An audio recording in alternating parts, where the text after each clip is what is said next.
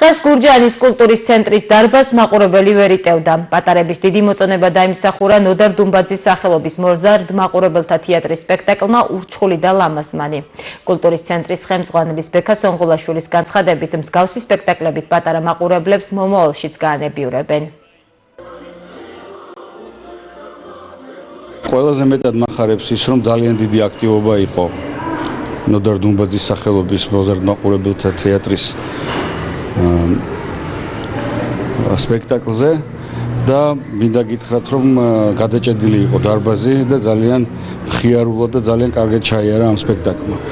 და მინდა გითხრათ, რომ ხშირად მინდა იყოს მოზარდ მაყურებელთა თეატრი ჩვენთან და გაახაროს ჩვენი ახალგაზრდები და აქვე მინდა ძალიან დიდი მადლობა გადაუხადო ბატონ ძიმა ღვთისიაშვილს, სამხატვრო ხელმძღვანელს და მის უნიკალურ დასს. ძალიან სასიამოვნო საყურებელი იყო.